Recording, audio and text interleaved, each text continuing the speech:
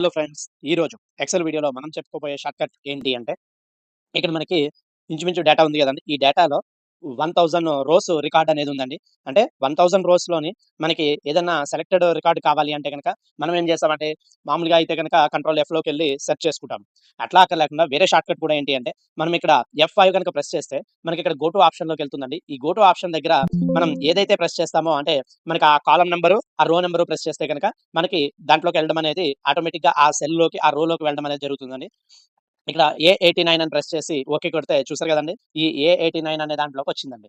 అట్లాగే next same మళ్ళీ control F5 press చేసి నేను ఏ ఏ 98,000 అని జెప్పేసి ప్రెస్ చేస్తాను. చూసారు గదండీ! ఈ 98,000 రోలోకనేది వచ్చిందండి. అంటే ఇక్కడ మనకి ఏమైందంటే ఎక్సెల్‌లో టోటల్‌గా ఎన్ని ఉన్నాయండి? 10,48,576 రోస్ ఉన్నాయి. సెల్స్ ఉన్నాయి. మనం ఆ సెల్‌లోకి కావాలి పర్టిక్యులర్‌లో సెల్‌లోకి వెళ్ళాలి అనుకున్నప్పుడు ఈ F5 option go to option అనేది యూజ్ చేసి మనం వెళ్ళొచ్చండి. అలాగే ఇంకొక వే గూడా ఉన్నదండి. ఇక్కడ మనకి కార్నర్‌లోని ఈ బాక్స్ కనిపిస్తుంది గదండీ! నేమ్ బాక్స్ అనేది. ఈ నేమ్ బాక్స్ దగ్గర గూడా మనము ఇందాక ఏ కాలమ్ చూసాం గదండీ! ఇప్పుడు డి కాలమ్ చూద్దాం. డి కాలమ్‌లో 999 అని ప్రెస్ చేస్తాం. డి999 అని. చూసారు గదండీ! ఇక్కడ డి999 అనేది హైలైట్ అవ్వడం అనేది జరిగింది. అలాగే జి జి876 అని ప్రెస్ చేస్తాను.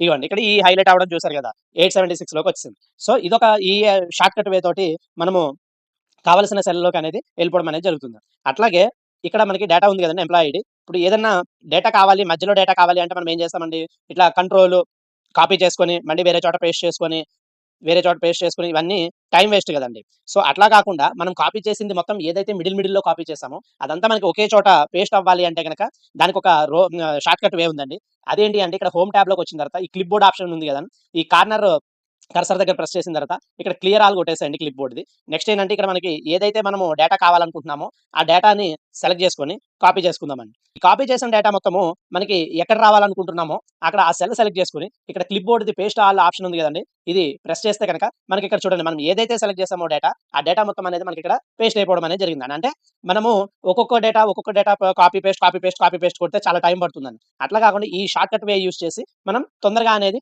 Data paste చేసేయొచ్చండి. సో, ఇదండి ఇవాల్టి వీడియో వచ్చేసి. ఈ వీడియో గనుక మీకు నచ్చినట్లయితే లైక్ చేయండి, షేర్ చేయండి. అలాగే నా ఛానెల్ సబ్స్క్రైబ్ చేయండి. Thank you for watching.